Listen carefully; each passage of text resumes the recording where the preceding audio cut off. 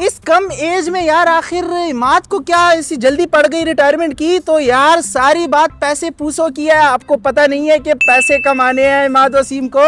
कुछ लोग तो ये कह रहे थे कि ये तो जबरदस्ती निकाला गया है, बेचारे को स्क्वाड में हिस्सा नहीं मिल रहा था, बड़ा सिंपैथी लोग दिखा रहे थे। लेकिन ऐसा वैसा कोई चक्कर नहीं है, इसको पैसों की बोरियां दिखाओ, ये खुद ही आएंगे आपके लिए टीम में खेलने के लिए। अच्छा, तो सीन कुछ इस तरह के इमाद वसीम तो चले गए हैं, लेकिन पाकिस्तान के पास ये काफी जबरदस्त ऑप्शन था इमाद वसीम का, क्योंकि वो एक ही ऐसा ऑलराउंडर है जिसकी परफॉर्मेंस प्रीवियस में बहुत जबरदस्त रही है। जो पास्ट में मैचेस खेले गए हैं तो उसने तकरीबन 55 ओडीआईज और 66 टी20 खेले हैं। तो इसमें जो परफॉर्मेंस और जो स्ट्राइक रेट उसकी रही है एज ऑलराउंडर तो काफी जबरदस्त रही है। इसी वजह से ये एक जबरदस्त और अच्छा हमारे पास ऑप्शन था। लेकिन अब सीन कुछ इस तरह से है कि प्रोग्राम तो बढ़ गया है दूसरी तरफ से, क्योंकि उसने रिटायरमेंट ले लिया और पैसों को जो है ना ज्यादा प्रायोरिटी दे दी है। वो कह रहे कि मैंने पैसे कमाने हैं, लीग शीक्स खेलने हैं।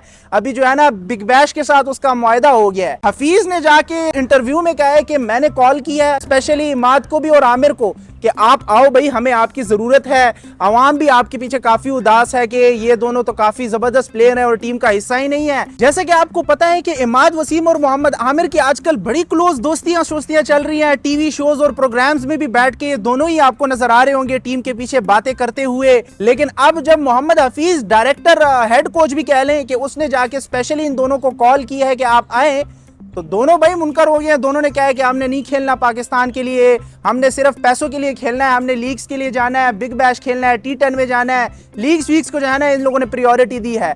तो अब आप लोगों ने देख लिया कि सच्चाई आपके सामने है। मोहम्मद नवाज को खिलाया है, शादाब को खिलाया है, लेकिन इमाद वसीम जैसे और मोहम्मद आमिर जैसे जो स्टार्स हैं उनको इन लोगों ने पीछे छोड़ा हुआ है। जनाब हाजिर हो गए हैं बिग बैश लीग के लिए, क्योंकि पैसे आ रहे हैं, वहां से पैसे आ रहे हैं, पैसों के लिए रेडी हो गया। लेकिन मोहम्मद हफीज की कॉल को उसने ठुकरा दी है। पैसों की पड़ी हुई है। ओ भाई, तुम्हें अच्छा मौका मिल रहा है, आप जाओ 2024 के T20 वर्ल्ड कप में खेलो, वहां परफॉर्म करो, थोड़ा सा जो है ना लोगों की नजरों में आ जाओगे।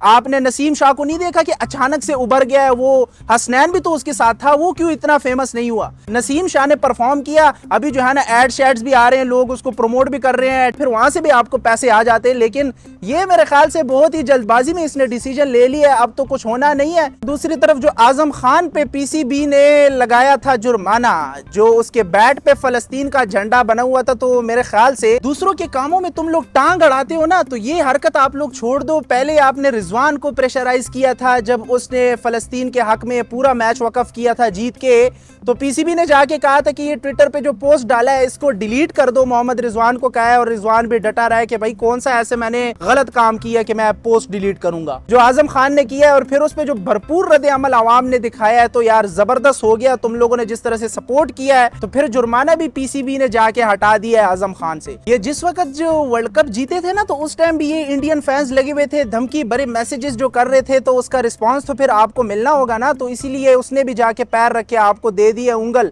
और उसने भी दिखाया कि ये है वो आपकी ट्रॉफी जिसके लिए आप लोग इतनी धमकियां शमकियां दे रहे हो।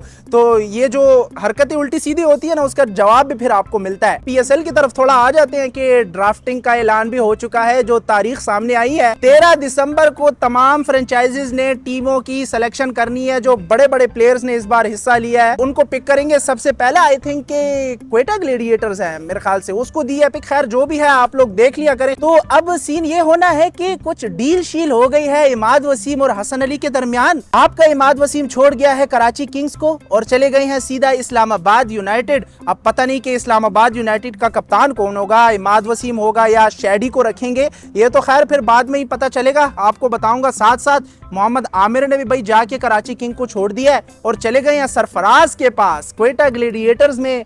तो इस तरह से कुछ डीले शीले हो गई हैं। दूसरी तरफ आपका जो नसीम शाह है वो चले गए हैं मुल्तान सुल्तान में। पहले तो ऐसे सुन रहे थे लोग कि जावेद अफरीदी उसको खरीदने वाले हैं क्योंकि वो KPK से ज्यादा क्लोज हैं, तो शायद पेशावर ज़ल्मी चले जाएं, लेकिन ऐसा भी कोई सीन नहीं हुआ और वो चले गए हैं मुल्तान सुल्तान। और अब आपको रिजवान के साथ खेलते हुए वो नजर आएंगे। काफी टफ टीम हो जाएगी। एक तो यार पेशावर ज़ल्मी को एक फास्ट बॉलिंग भी चाहिए क्योंकि उसके पास कोई है नहीं ऐसा खास। कौन सी टीम जो है ना ज्यादा तगड़ी इस बार बनती है PSL 9 को जीतने के लिए।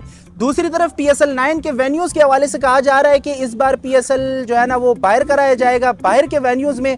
तो अभी फिलहाल जो है ना कोई ऑथेंटिक सोर्स से कंफर्म मैंने नहीं किया कि क्या वाकई में PSL 9 बाहर कराएंगे या पाकिस्तान के जो यही 3-4 बड़े स्टेडियम्स हैं, मुल्तान और पिंडी और लाहौर और कराची, तो यहाँ पे होगी। लेकिन फाइनल का तो कंफर्म हूं कि कराची का बताया गया है। अच्छा यार, तो PSL की खबरें तो चलेंगी साथ साथ, लेकिन दूसरी तरफ जो चैंपियंस ट्रॉफी आ रही है 2025 की, जो कि पाकिस्तान होस्ट है, तो उस हवाले से बड़ी अमेजिंग किस्म की अपडेट्स हैं कि इंडिया ने एक बार फिर से इनकार कर दिया है और फिर से कोई ड्रामा, कोई इस तरह आंख में छोली दोबारा से शुरू कर रहे हैं, जिस तरह से एशिया कप में इन लोगों ने शर्मा दिया था ये सब कुछ। तो अभी जो है ना चैंपियंस ट्रॉफी के लिए कह रहे हैं कि हमने नहीं आना पाकिस्तान, इस बार जो है चैंपियंस ट्रॉफी भी कोई बाहर कराओ, वेन्यू जो है ना वो न्यूट्रल रखो, इस तरह से फिर से बातें चल रही हैं। तो PCB ने जाके मुंह पे दे दिया जवाब, बोरा बिस्तर बांध के हम भी जाके कोई लट्टू शट्टू बेचे हैं, यहाँ पे हमारी कोई इज्जत ही नहीं रही।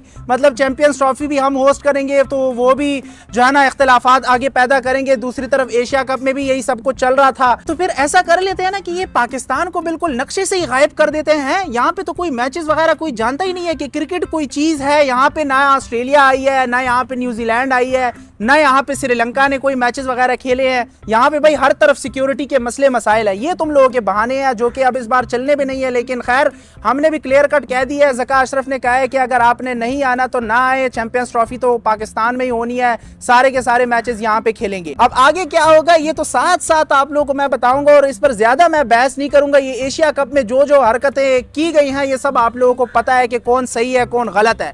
अब दूसरी तरफ जो जावेद अफरीदी है उसने पेशावर ज़ल्मी के लिए जो है ना आवाज उठाई है कि जो अरबाब नियाज़ स्टेडियम है पेशावर का, वहां पे मैचेस कराने हैं PSL 9 के।